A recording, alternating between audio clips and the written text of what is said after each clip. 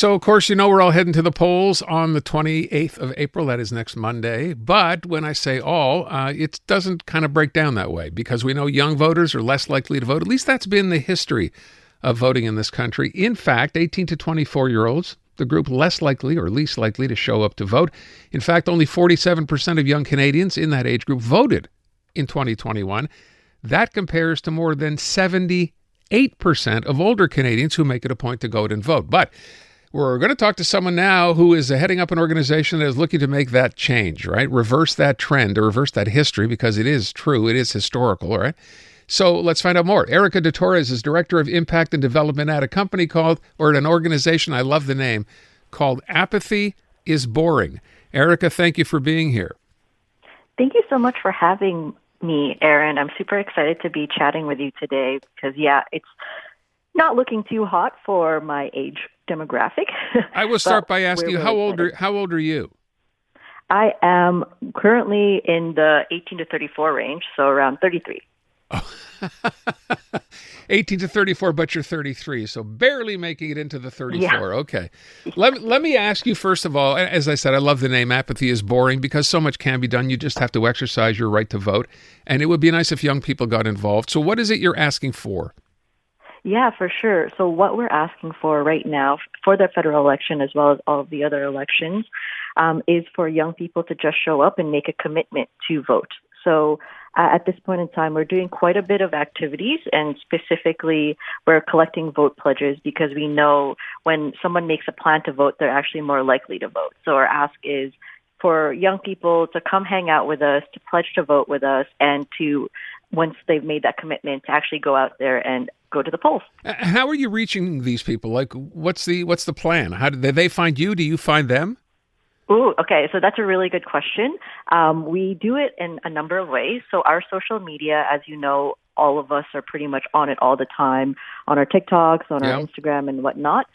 We have a pretty good and robust social media strategy where we're working with a lot of influencers, for example, to invite people to check out our vote pledges, to check out our resources. But we're also making a lot of informative social media posts that talk about, how, when, where to vote, and in partnership with Elections Canada.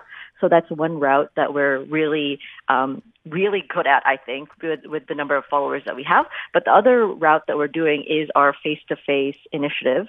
So right now, I'm really excited to share that we're having street teams all across Canada that are being headed up by young people, as well as table topics where young people have conversations with one another over a meal and chat through politics and democracy. And specifically, I've been planning with different cities, major cities in Canada, different runs for democracy.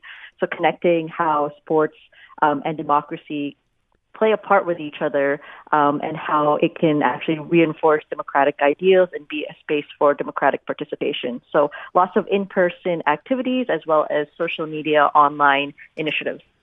I guess the question I'd want to ask is, as you discover or as you meet these people and you try to involve them in the process, what's the reason, or do you know that, most of them give for not having been involved or not really caring about voting? Is there a consensus here?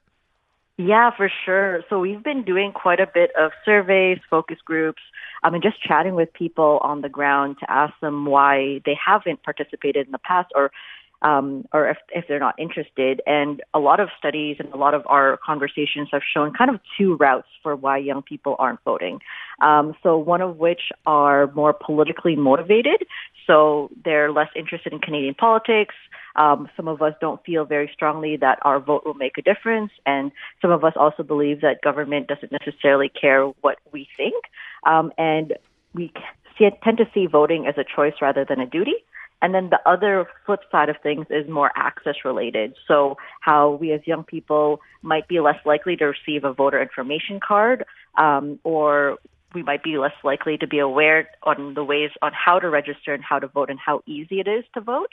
And also some people see that the voting process might be too difficult. So, for example, thinking about how they would get to the polls or the types of IDs that they would need in order to actually vote on the day of our advanced polling. So those are kind of like the two reasons, one being political motivation and the other being access. Is part of it as well, I know you're not mentioning that reason specifically, that they don't feel they're being addressed or directly talked to by any of the political leaders? Yeah, exactly. So that's one of the issues that a lot of young people kind of see, is that if the elected officials or the leaders aren't actually addressing some of the issues that they're concerned about, they're not. It looks like that they're not interested and they don't care exactly what young people think. I'm just curious, what is one of those issues? Again, you'd want to hear someone speak to, younger people, but they talk, all the parties now talk about, of course, being able to buy a home at a certain age, but they're not talking to, to 18 to 24-year-olds. They're talking to people typically, 25 to 49-year-olds, for example. What does the younger cohort want to hear? What do they want to have addressed? Yeah, for sure. So whenever we do surveys with young people, when we talk with young people on the ground, housing's still a really big aspect of it. So like the thought of, I'm doing my university right now, but I don't actually know if I'll be able to have a house at the end of the day. And more than that, when we do chat with young people, some of the things that they're thinking about are things like affordability, food security, and climate. And I know those are to some extent, all of the party leaders have and address that in their platforms. But for sure, these issues are at the top of mind for 18 to 24-year-olds up to 34, 35 to 40-year-olds. I would ask one other thing, and I know this was something discussed on one of the other shows here the other day. So I said that young cohort, right, that I quoted, up to 24, 18 to 24. Someone has suggested that perhaps even kids as young as 16 should have the right to vote. Do you agree with that? Oh, yes, for sure. Okay, so I love talking about this just because we work quite closely with another organization called Vote 16. And for our organization at Apathy is Boring, we really would love to expand the voting age to 16-year-olds just because it could link, for example, civics education and civics 101 classes from grade 11 to grade 12 for these young people, and then have the actual active voting be reinforced, because we know once you vote that very first time, you're more likely to vote every subsequent time for every level of government. So if young people as young as 16-year-olds were able to vote, the thought process was through that exposure in high school and in their classes, they would be able to use that in order to vote subsequently and pretty much forever for the rest of their lives. I don't know what the curriculum is in schools anymore. I just wonder, is civics or learning about this stuff still part of what kids learn today? Yeah. So again, we chat with a lot of young people, and what the consensus is, it really depends on the province that you're working at and you're looking at. But for the most part, when we do chat with young people, they've said that civics wasn't really emphasized, or it was, it wasn't as much as they had hoped for.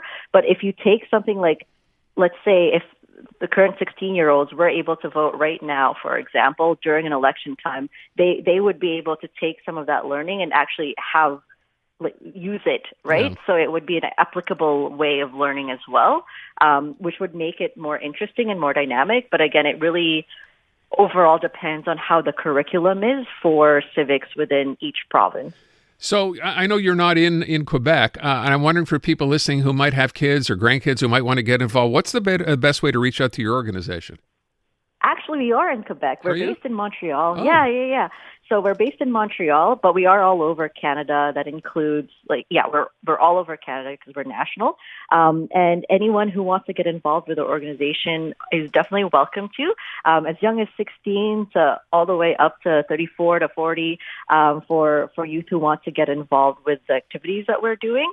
And so we have, like I said, street teams, we have table topics. Okay. We have a lot of different activities, and you can also follow us online at Apathy is Boring for all of our social media, and our website is apathyisboring.com. And we also have an election watch party that's happening this Monday, Election Day at 7 p.m. at Hurley's Pub in Montreal, close to Guy Concordia. Yeah, exactly. Wow. I said I didn't think you're based here because I see your phone number is area code 778, and that's obviously not a local area code. So okay. Yeah. Hey, yeah, listen, yeah. that's great. It's wonderful that you're here, and if young people want to go out, I think it's great that you're having that viewing party as well. That'll be fun. Eric, I wish you the best. Again, if you are interested, apathyisboring.com. That's the website, and good luck. Thanks, Erika. Thank you so much, Aaron. Thanks for all of your time.